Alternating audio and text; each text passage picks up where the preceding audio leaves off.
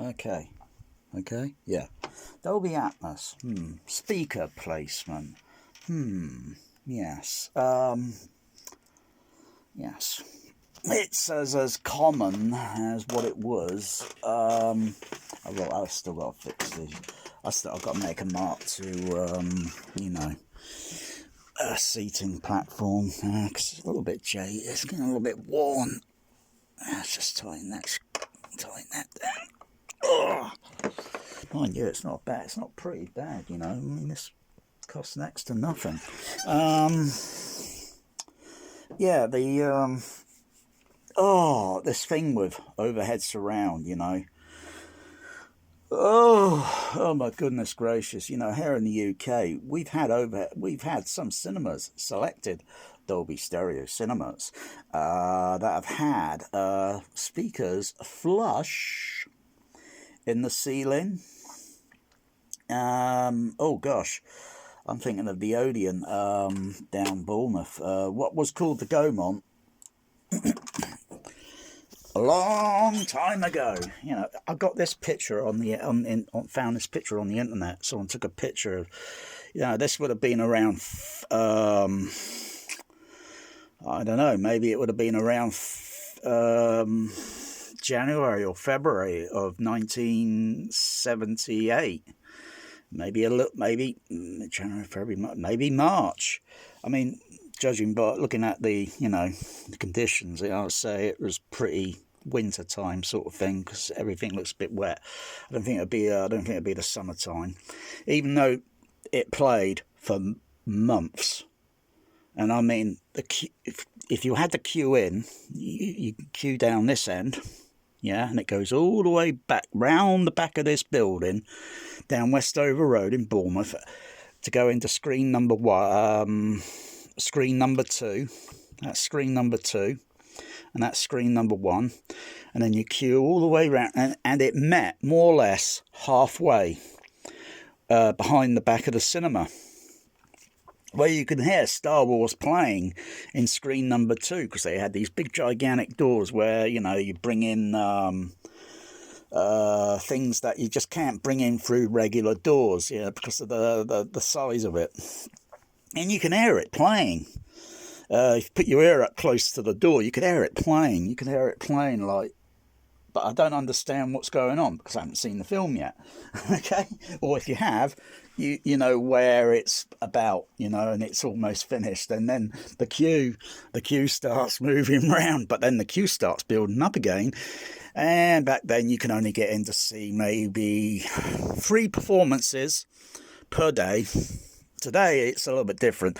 They try to push for maybe 4, if not maybe 5, depending on the running time and what other crappy advertisement and trailers they got playing. Anyway, so the upstairs screen had overhead surrounds flush in the ceiling. The downstairs screen, number 2, had typical the surround channel arrangement was down the side walls and along the back wall, side walls, and flush in the ceiling, but spread around evenly spread across the ceiling.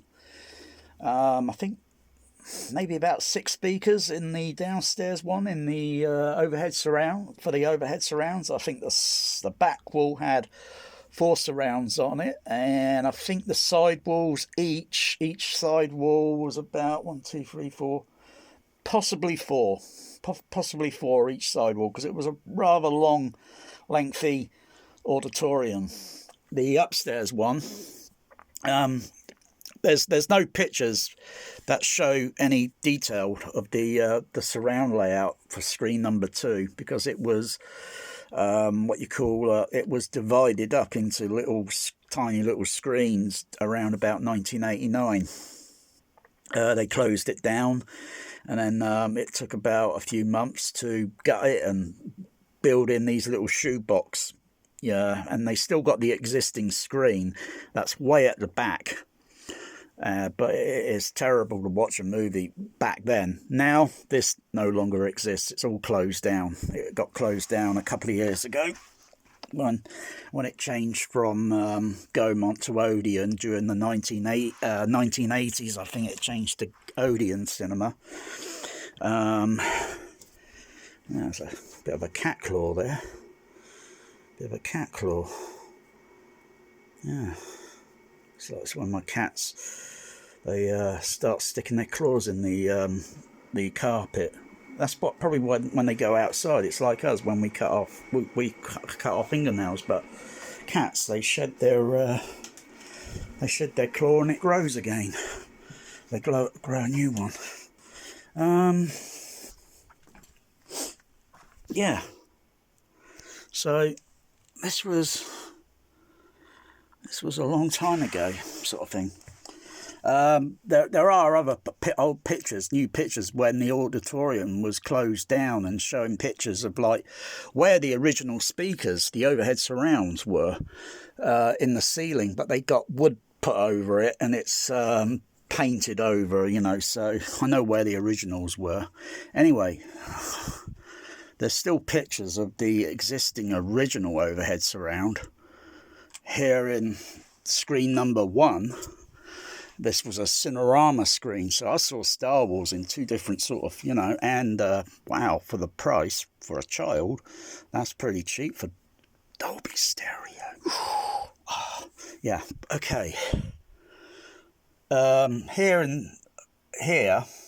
round here, those are JBL 8330s.